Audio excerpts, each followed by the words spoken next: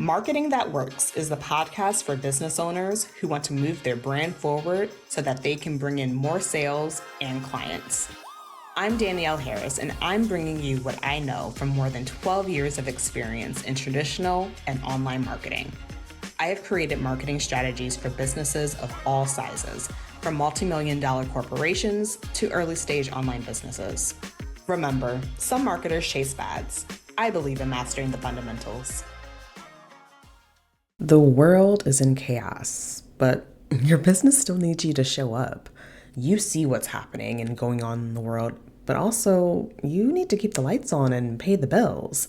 You want your business to make a difference, but in light of everything going on, you really wonder if sending that email or posting that reel is really what the world needs. This is precisely what I'm exploring in today's episode with my guest, Shirin Eskandani, a coach, a teacher, and the founder of Wholehearted Coaching, who's been navigating these waters for over a decade with helping entrepreneurs find their authentic voice. As the founder of Wholehearted Coaching and the Wholehearted Coaching certification, Shirin has been featured as a wellness expert on the Today Show, in the New York Times, and Shape, and Cosmopolitan Magazine. She's navigated challenging global times in her business multiple times, and in this episode, we're diving into marketing and growing a business during difficult times. Not just how to push through or stay productive, but how to show up with purpose and make an impact and run your business in a way that reflects your values, even when it feels like the world is falling apart. If you've ever felt guilty for promoting your work during a crisis or wondered how to balance making money while making a difference, this is the conversation for you. Okay, so let's get into this interview with a longtime coach of mine, Shirin Eskandani. Okay, everyone, before we get into today's conversation, I just want to say that I have been such a fan of our guest today for such a long time. I have worked with Shirin for years at this point. She has been my coach, and I've had the privilege of being a certified life coach through her Wholehearted Coaching program. And it has just it's honestly so wonderful that I'm going to be able to share her with you all on this platform today. So, I know that I want to have you introduce yourself, but really, I want to start off in this way. One of the things that has been so core to like your coaching certification that you do and just everything that you do in general is having a decolonized approach to coaching and all that decolonization can do. So, can you explain to everyone here just to kind of give us a baseline of what does it mean to have a decolonized approach and how does that influence how you do business, how you market your business, and the work that you do? Oh my gosh. Well, how much time do we have, Danielle? Because just even that we could talk about forever. But first, I want to say how privileged and honored I am to be here on your podcast, on your platform, speaking to your community.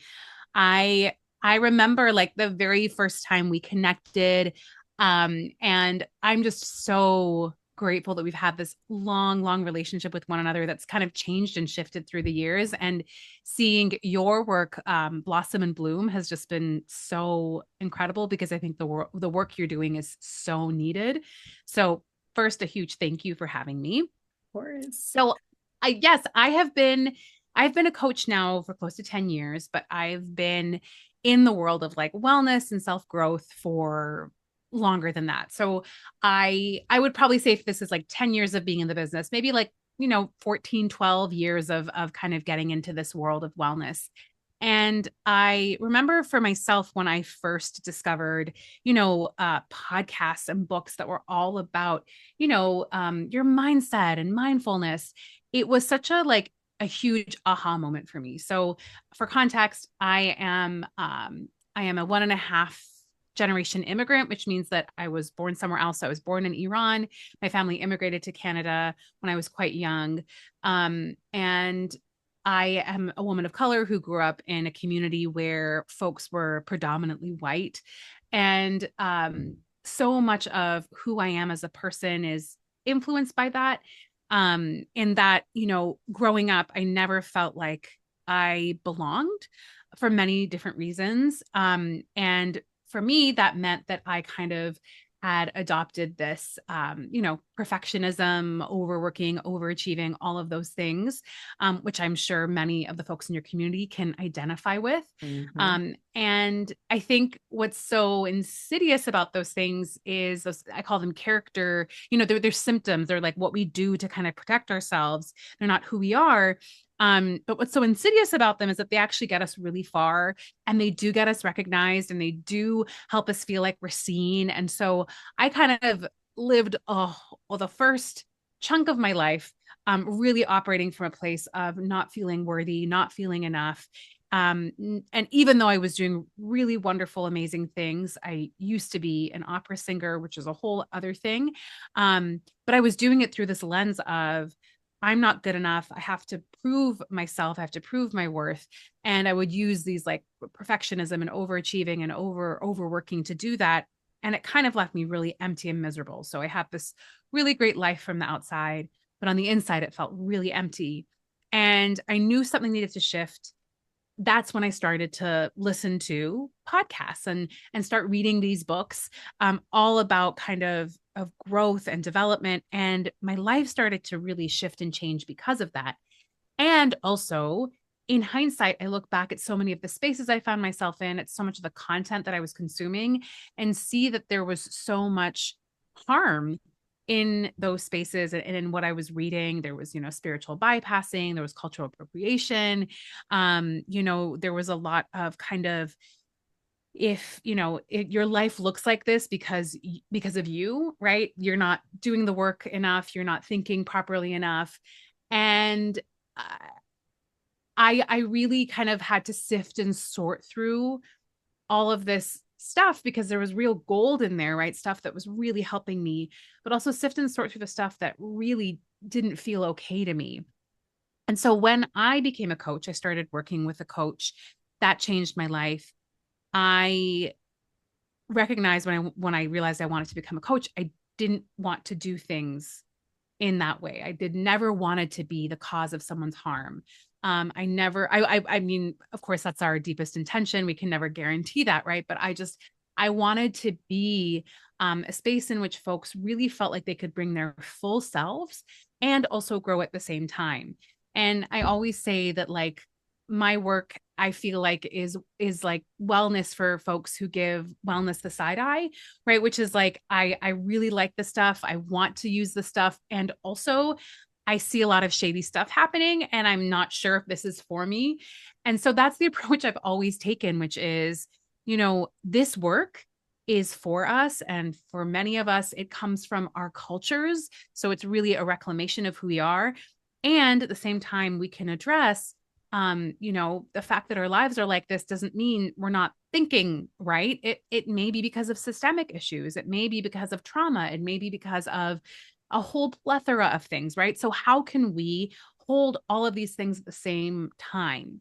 So coming to this idea of decolonization, there's so many ways we can look at it. But to me, decolonization and decolonizing wellness, decolonizing coaching, decolonizing business, really is about you understanding, what are my beliefs, what are my thoughts, what is the vision of the world that I have, and what is not mine, right? What is not mine to hold on to? And so it is like this really, it's this untangling of your beliefs and thoughts of, like, especially when I think of business, right? Things like rest and boundaries, and not being perfect, which are so incredibly difficult not to do as you are a creative entrepreneur, right? You think that the I have to put out amazing material, which means it has to be perfect. I have to, I can't, not see a client on a Sunday because that's the only time that they have. How am I going to make that money? However, understanding that all of these things are so incredibly important to our survival, but also our thriving through our businesses, our thriving through our work. So that's like a very, that we can go deeper into everything I just said. But I think for me, decolonization is, as a coach, being able to honor all the intersections of the person that I'm working with, being able to bring into the space, lots of different ideas and modalities. And as a business person, it's really about honoring myself and honoring what allows me to make the impact that I want to make, because I think that's at the core of all of us who own businesses. We want to make an impact, but also I want to thrive alongside my business as well. So, how can I do both of those things at the same time? Mm, you are right. Honestly, that Yeah. we could just like end everything right here. That's the end of it. Like that's a whole lesson. Uh, I know that just you touched on so many great things, and I'm trying to think about where I want to go. But I know one of the things in particular that you touched upon about like being able to serve and showing up for people and making sure that your business is your livelihood and all of those things. Something that I have heard from a lot of people in my community fairly recently, just with the state of the world as it is right now, they they have these businesses, whether they're coaching businesses, they're service providers, they run a business in some type of way. And yet at the same time, they see the sense of the world. And so they feel like they have to have some time to just decompress and or like they're in a state of shock. And so they're just like, I don't know how to move. Yet at the same time, they have a business. They have to show up. They need to market themselves. And I want to take from you, like, what is your thoughts on that of like honoring yourself as a whole person and, coming, like you just said before, but at the same time recognizing that like but I still have a business. So how do I do that? How do I balance that in a way that's supportive for me, but also is still not going to leave me broken and unable to actually like how do I care for myself when also realizing that my business is also part of how I care for myself? Yes, my God, you phrased it perfectly, right? And I think that's something so many entrepreneurs are struggling with right now. um, really deep feeling folks who are looking at what's happening in the world, in our own backyards, in your own homes, and really worried and scared and afraid. And I will be really honest too. I think right now, for a lot of us in the world of entrepreneurship and business, um, things are not awesome and great because the people we're wanting to work with are really scared and really worried. And when folks are scared and worried, they're afraid to invest in something. They're afraid to kind of take a big risk, which makes absolute sense. And so I feel like then this becomes the circle of, oh my gosh, like I just launched this thing. I didn't get as many numbers as I used to or I wanted to. And then we just end up spiraling. And we're also spiraling because of what's actually really happening. So there's so many ways we could talk about this. But I think one thing is, yes, we need to tend to ourselves and take care of ourselves, right? And so this is really nuanced because I would love to take the next 4 years off. That sounds great to me because this administration is totally making me so fearful that I'm like, oh, it'd be so nice to just have 4 years off. But obviously, I can't do that because of my work.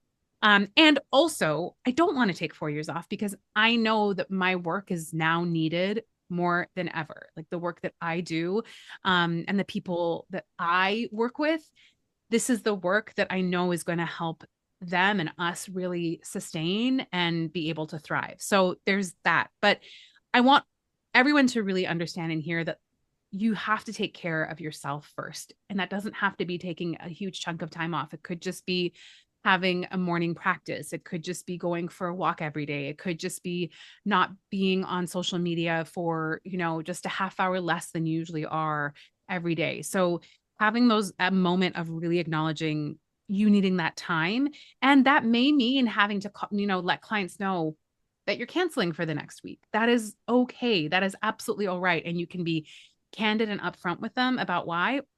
And you also don't have to either. The other thing I will say about this is that I have found in my experience, whenever I create something or market something from a place of scarcity and lack and fear and worry, it never turns out the way that I want it to. Hmm. Whether it is the actual product itself, it's the energy I'm bringing to the space, just the end result. And so that I think is one that we really need to kind of sit with. Like, yes, going into action, doing things is really, really important. We need to make money so that we can pour into ourselves and also pour into the things that mean a lot to us. And also doing the work that is necessary, whether that means working with a therapist or a coach or talking with your friends or having a community or whatever that may be for you, so that when you are offering things to folks, it isn't from a place of worry, fear, oh my gosh, I need to have X amount of people because I don't get X amount of people, then this is totally not going to work and I'm totally not going to be okay. It's just that energy does not really does not equate to that kind of outcome that we're looking for on the other side. So I think those are some of the things that I really have been sitting with. And I also think in these times where it's really distressing, we do need to learn the art of the pivot, right? So maybe it isn't the high ticket offering that you were going to offer. Maybe at this time it's something that's a little bit more low ticket that folks can really like feel okay with investing in, shifting things, changing things. I've had to do that with my business. But I think meeting people where they're at and also meeting yourself where you're at, right? That intersection of I want to make money, I want to be working, I want to make an impact. And how is my community feeling right now? Are they able to really think about, wrap their minds and hearts around something like this? Or do they need something that's a little bit less time, right? Instead of the year-long offering, it's a 3-month or 6-month offering. So really getting creative. The more like I think entrepreneurs, we are just creative folks. Like I just think we're creatives. That's what we are at heart. So taking that time for yourself and thinking, okay, what is that intersection? What will allow me to feel like I'm actually doing the work I want to do and making the money that I need to make? And how can I be reaching out to folks with something that they actually need in this moment? Mm. You said so many great things, and I think that the one thing that really comes to mind of showing up, like you said, when it feels like you just want to hide away, it reminds me of a conversation that I had with a friend, and she was just like, "How I feel weird showing up to sell the thing where people are thinking about like, how can I put food on the table for families?" And I think that what I told her is like, how is what you do really connected to really helping your people? And I think that most of the people within my community, and I know for sure in yours, are just like they want to be very giving and helpful for the people around them. And they don't want to feel like they are taking anything away that could be better directed to someplace better or of higher value. And everyone, of course, they have the ability to make their own choices. But I think that also at the same time, like, how is the work that you are doing actually going to be helpful for people? I know that for her, I said, how can you showing up for your business actually going to help them make more money to be able to provide? How is it going to make the people that you work with, if you are, say, a life coach, be better, more present in the relationships that they do have so that they can be more nurturing and be more there for them as opposed to closed off. I think that um, I think you have to think about it in that way as opposed to like I'm taking away from what it is that they're doing. And when you're really deeply rooted in that and very much connected and believe that, like I am adding to this value. And like you said, if you're able to think of other creative ways to still be able to offer and serve that, I think that that makes that hump of saying like, okay, yep, feels like the world is on fire. But I do believe that what I do can be helpful. Like to have an analogy, if the world's on fire, I believe that what I provide can be a hose or some water to help in those different times. And if you truly believe that, then it makes showing up easier. It makes showing up saying like, okay, when I do show up, when I have the energy and the ability and the capacity to do that, then it's going to be for good, for the overall Yes. good. If you think that what you're doing is taking away and they're not going to get helpful advice or support or whatever it is, of course, you're not going to feel like showing up because you're just like, what's the point?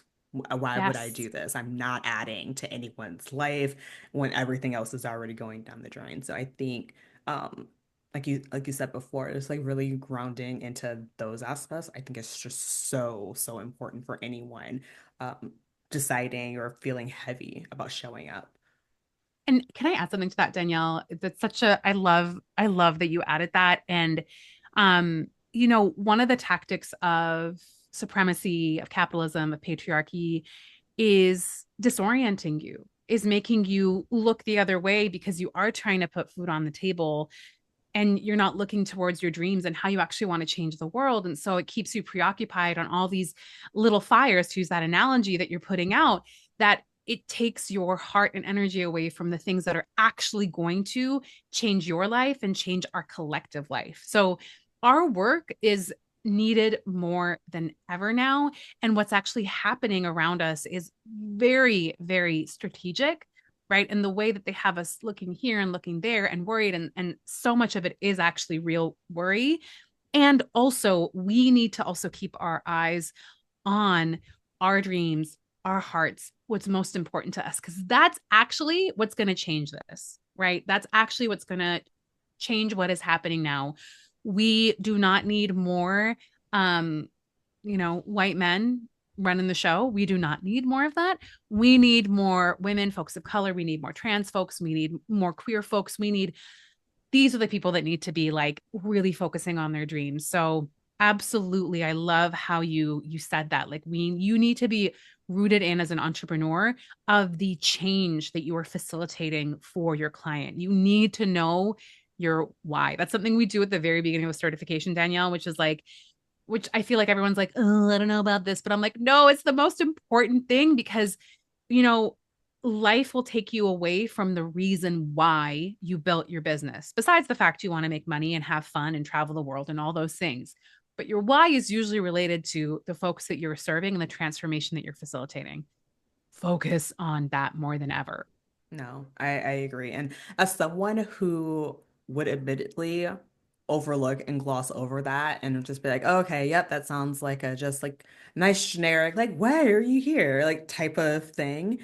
I realized that the people that have gone the furthest and were able to persevere more so than anyone else were the people that were deeply rooted into that. And if you decide to skip that, then you can't go for it. Go and do and run your business and live your life however you want. But what tends to happen is at some point you will be redirected to go back there. Something will happen, a roadblock will happen. You'll lose faith in what it is that you're doing. You'll start doubting and not believing that the thing that you want to do is worthwhile, and you will end up coming back to that and needing to do that work. So one way or another, you will end up needing to do that. It's just a matter of, do you want to start off your journey with doing that, or do you want to come back around to that in the beginning and realize like, oh yeah, they were right. I probably actually should have done that. And that's not to say that the people who are rooted into their why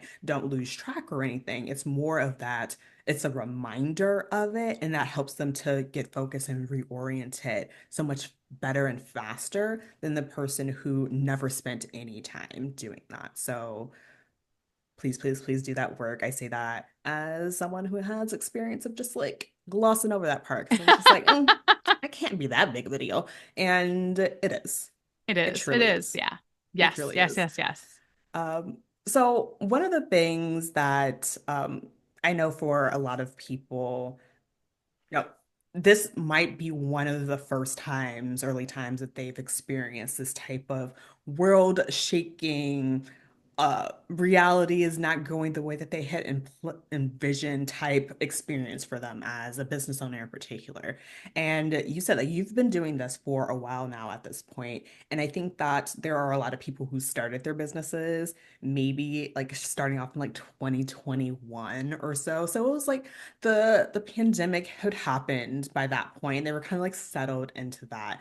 But there's now coming into this time of just like, oh, there are a lot of things that are going on happening. Like, how do I navigate that? And as someone who has shown up and publicly talked about like, hey, this is how I'm navigating during this time. This is how I'm navigating during unrest. This is how I'm navigating through a myriad of different things. What is your approach? Can you talk a little bit about your experience in showing up during difficult times? Um, yeah, let's start there. Yeah. I mean, I think it's different for everyone. And I think one of the big things we have to name is like safety and security. And I'm very privileged in that I have that, especially with my community. I think for me, the two things that have really been important during these times are transparency and vulnerability. And I think sometimes as business owners, those two things are scary because we think if I'm actually honest with how I'm feeling or what my thoughts are and my beliefs are on what's happening, I'm going to lose work. I'm going to lose followers. I'm going to lose my community. People are not going to think I'm an expert at what I do. I'm not good at what I do, right? Because I'm struggling. And maybe that's what you're offering folks is like you offer hope or you offer help. And you think, I can't. And what I have found through all these years of doing this work, like close to 10 years, is the more transparent, the more vocal, the more vulnerable I am about my experiences and what I'm going through, the more community I have, created and the more work I've gotten. And I also think it's really important to say that the community is a curated community, right? It's a community that does agree with what I'm feeling and how I'm believing. And I think the thing is if we try to be for everyone, then we're kind of for no one. And also in the work that I do as a coach, what I found is at the beginning, I used to get all sorts of different types of clients. And some of them I would really love working with. And some of them I was like, oh, this isn't really a fit. I haven't had that issue, I would say, for like, the past 6 years, because I think I'm so clear about my values and who I am that folks know what I'm about. So it's like when they start working with me, they know that have certain feelings about certain things happening in the world. They know that I have gone through X, Y, and Z. And so I would really encourage folks to, and again, I talk about safety and security. Like if it doesn't feel safe, of course we don't share it. But if you do feel safe and it's just more a fear of, oh my gosh, people are going to see me and they're not going to want to work with me, I'm telling you, the more honest you are, the more transparent you are, the more there's just an exponential growth from that. It's really incredible. And this is something I heard Glennon Doyle say, which is speak from the wound, not from, oh no, speak from the scar, not from the wound. Right. So Mm-hmm. when we're talking, right, it's something that we have had time to process. We have had time to reflect on. It's not right. It's something that just happened and we're kind of projecting our own stuff into the world. It's like, no, this is what I've experienced. This is what I've gone through. And this is what I've learned on the other side. And I've always found like through my newsletter, my podcast, my Instagram posts, like everything is usually led by a story about me. I've done this because I want you to know that I'm not exempt from all of this. So I would just say lead with your values, lead with your heart, lead with vulnerability and honesty and transparency. And I promise you that so much amazingness is going to come from that. Mm. Can you give us an example of like one of the times that sticks out for you where you were like in particular, just like, whew, I don't know if I'm ready to share and talk about this, but like the response that you got as a result of that was just overwhelming and it really helped and shaped you.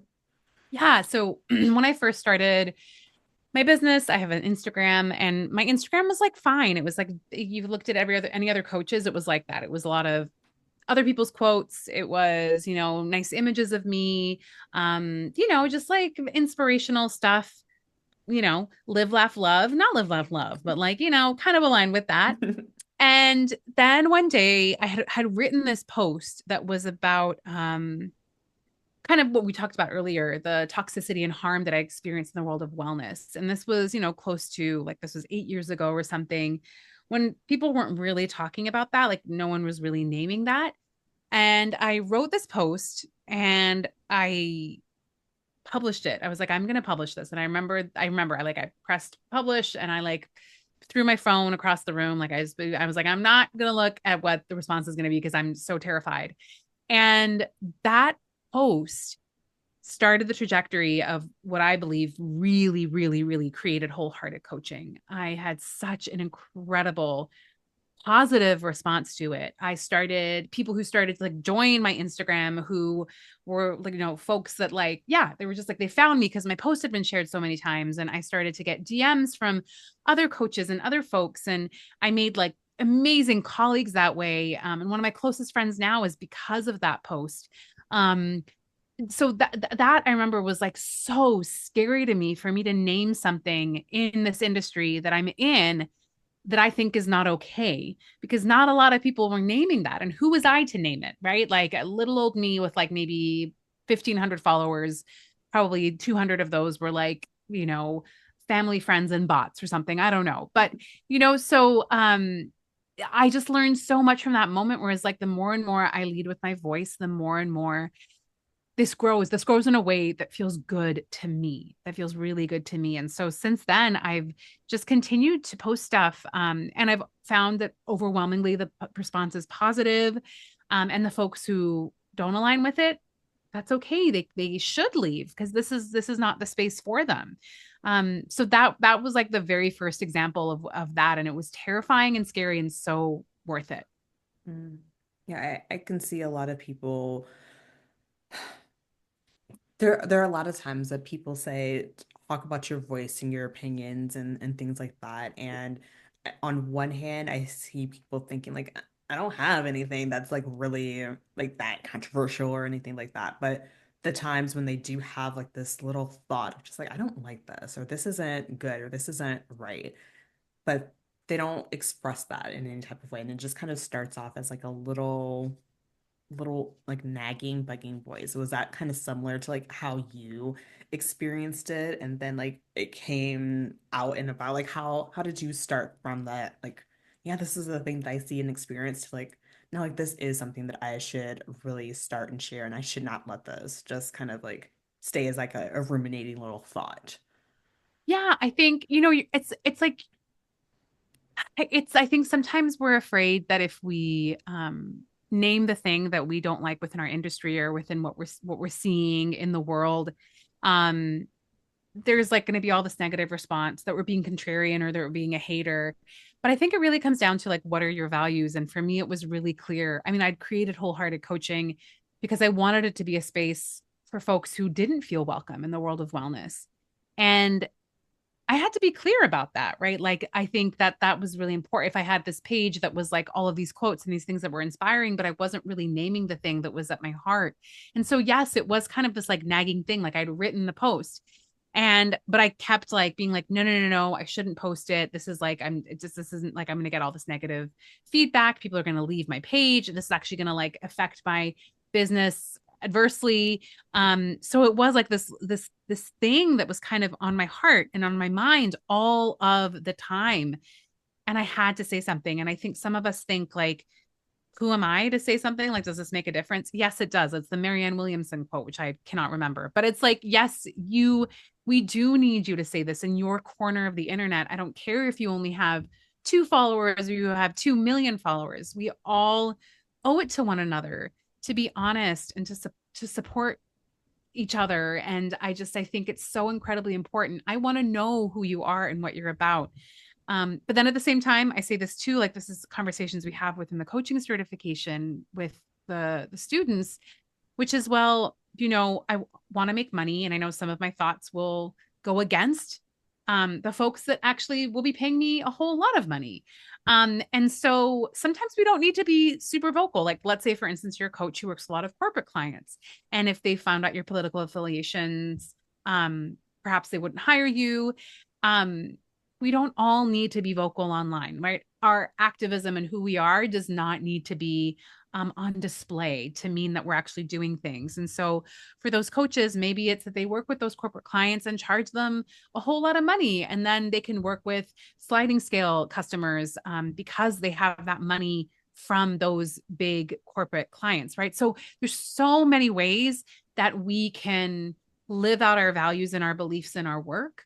Again, it's about being creative, but I think at the heart of it, your reflection, I'm sorry, your business for me should be a reflection of who you are and what you believe in. Because that's when I think it feels really, really good. Right. And so, again, like I said before, get creative. What do you believe in? And how can you really allow your values to lead the way? Mm. You pivoted really nicely into something else I wanted to talk about, of just like knowing in your business like when and how to speak up. And I think that a lot of times, not only like during times right now, but even in the past where there are just things that are happening in the world, whether it's politically, something else happened in the world, and people feel like, well, I have to say something. And then there's this pressure to say something. And then you see other people doing something like, oh, should I? Like, then, but then are people judging me if I don't say anything? And I think that that's just is a lot. And I also think that there are times where people are just like, well, I say that I'm an ally, I'm saying I'm a supporter of this, but then also I'm not doing this thing publicly. And so, what do you say to the people who are having this back and forth conversation, with themselves of just like you said, like they're on one hand for the corporate type, but if you are making this as part of your brand, what do you say to those people that are just like, I say that I'm about this, but like I don't know if I should speak up or say something along these issues. Like, what is your thought? What's your advice to those people struggling with that type of situation? I think, you know, again, like I said, it's super nuanced. And I think if it's again safety and security, like if it's not going to be safe and you're not going to have security for you to speak out, then again, our beliefs and our activism and our values can be displayed in so many different ways. And I also think that for those of us who do speak out, like I hope that the fact that I do speak on topics that are important to me, I do name things that I think need to be named. I hope it inspires maybe one other person to share something. And maybe it's not share something on social media, but it's to share something with their family member or to have a tough conversation with a friend, right? This doesn't like, again, I think so many of us who have businesses think we have to be these big booming voices. For some of us, I feel like I have a responsibility to, and I have the privilege to be able to, but I know that's not the case for everyone. And so I would say release the shame and figure out how you can do that in your own way. It doesn't have to be, big and bold on your Instagram page or on your website, but there should be something happening. I think that's just a responsibility we owe to each other. And again, it can just be a conversation with someone in your close circle. It can be something so small. It can be a donation. It can whatever it is. So I would say that. And um, for me, a guiding question is at the end of my life, when I look back on it, how do I want to feel about the person that I was? And so I think how was I a good ancestor? That's what Leila Saad always says, right? What am I, in a lot of indigenous communities, they have this idea of the seven generations, which is when you make a decision, you are not just thinking about yourself and your own generation, but the seven generations that either come after you or the seven generations that exist within your kind of family circle, which is like the three before you and the three after you, right? So your great grandparents, your parents, and then your children, your whatever the future is, right? So the decisions you make thinking about it in the context of that.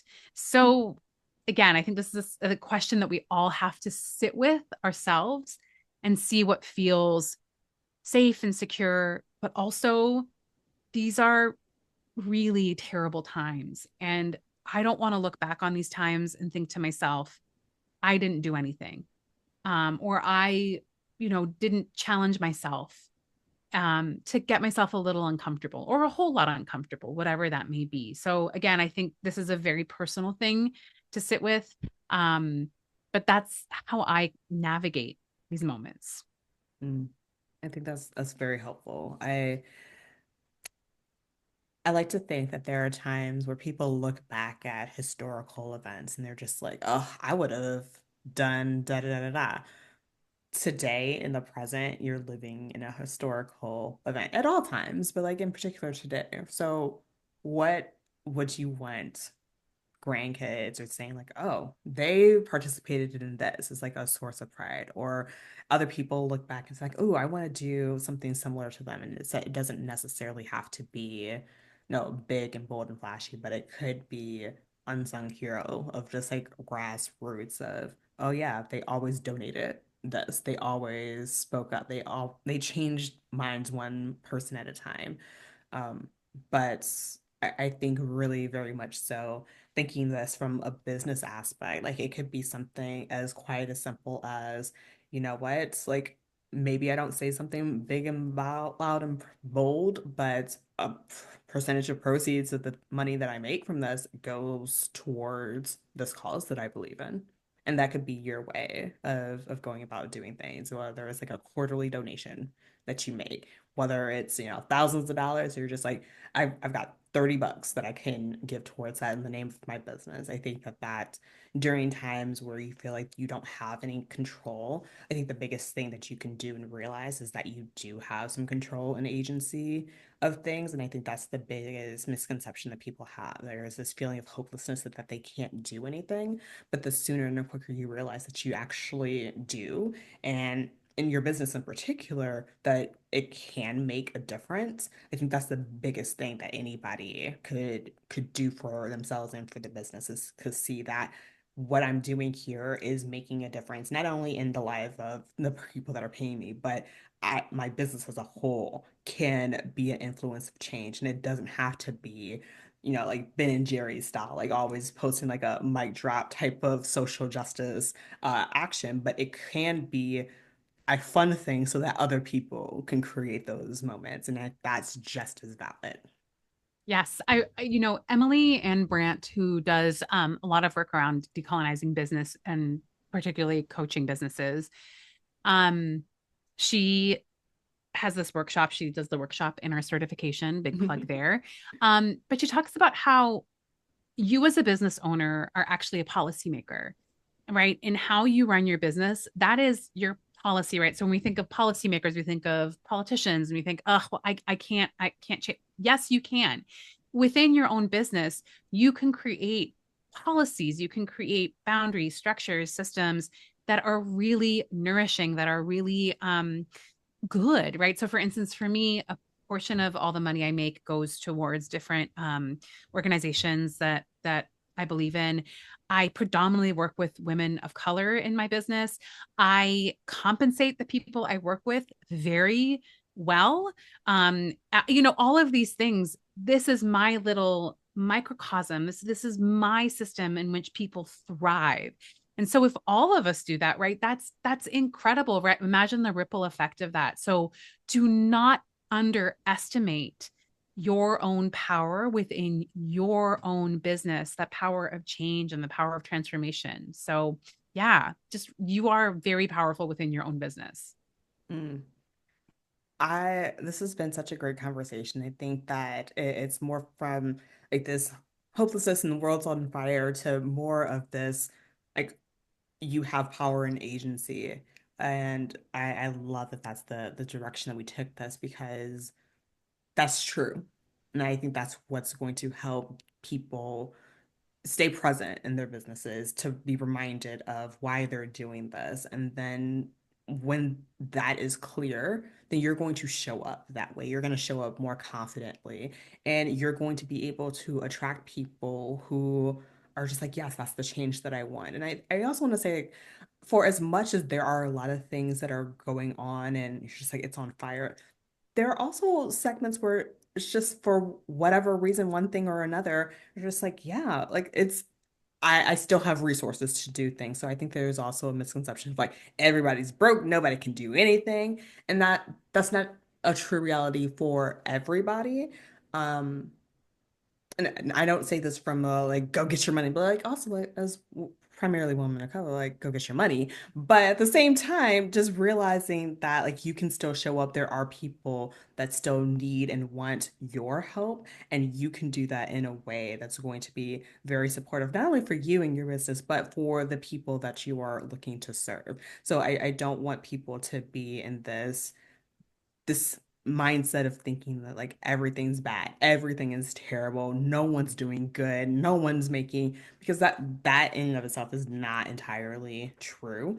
But it might be true that you need to take a look at how it is that you want to go about doing that, so that it's in the best alignment for you, is in the best alignment for what your people need and what's actually going to get them the results that they want. So I think that, looking at it that way can give you a much more hopeful outlook than like it sucks, it's terrible, give it up. Like I might as well just like try to work for Amazon or, or No, not whatever at this. Amazon. Not Amazon. I mean, No, I get it.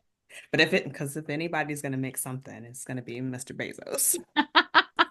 Um, so as we wrap up here, I would love for you to share just like if there's a practice that you want anybody leaving from this conversation to have, like you want them to really like tap into, like what would that thing be as they consider coming out of and being focused on what it is they want to do and how they want to serve people? What's one practice that you think would be very impactful for them?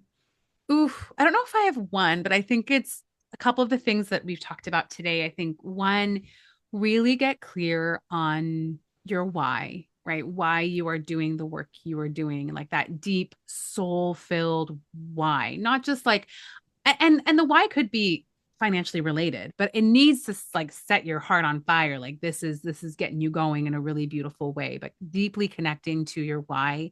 The second thing, which Danielle, you hit on again, which is like get creative, right? So maybe the offering that you wanted to offer this year is not really resonating with your community. Get creative. People want your work. How can you offer it in a way that, again, really meets your people where they're at as well and allows you to do the work that you want to do? And I think the other thing is imagining, right? This comes from Les Alfred, who has the Balanced Black Girl podcast. She's a friend and colleague, and also a former client of mine. But she has this practice called the best case scenario. So she does a journal practice where instead of writing the worst case scenario, she writes down the best case scenario. Now, this isn't being a Pollyanna, right? This isn't us negating how tough things are, but our minds can come up with 100 worst case scenarios. They can also come up with 100 best case scenarios. It doesn't mean that either one is going to happen, but when we're in the space of a best case scenario, we're open, we're more creative, we can tap into our imagination, we can bounce back better, we're resilient. But when we're in that worst case scenario space, things are really tough and challenging for us to kind of get out of, right? And we are in tough and challenging times. And we need to be in a space of, I can figure this out. I know I can figure this out. So that's another practice that I've been leaning into. I've been really enjoying. Yeah. Hmm. As we end off for today, what's giving you hope right now? Oh my gosh. What's giving me hope? What's giving me hope is, well, I just had a baby. So my baby's giving me hope. She's a really good wife. She's 7 months old. She's the cutest thing ever. But also, what's giving me hope is the way that I'm seeing people really right now especially show up for each other on a grassroots level, like, right, whether it's volunteering for folks, whether it's donating clothes to migrants, whether it is whatever it could be. But that's offering me a lot of hope. I think folks are realizing right now that the bigger systems that be aren't really here to help us. We need to help each other. And I'm seeing a lot of really beautiful examples of folks showing up for each other, helping each other, inspiring one another, supporting one another in whatever way they can. So that's giving me lots of hope. Mm, thank you so much, Ren, for sharing all of this. Everyone, absolutely go and follow Shirin in all the places. Shirin, tell us a little bit more about the coaching certification. I know I mentioned at the top that I am a graduate of the program, and then you mentioned all of the fantastic people who have contributed and are in that program. But tell us a little bit more about that, what it's all about and how people can be better connected with you. Yes. So the Wholehearted Coaching Certification, you can go to wholeheartedcertification.com to find out more. We're also on Instagram at Wholehearted Certification. I created that out of my deep love for coaching and knowing what this modality can be and should be.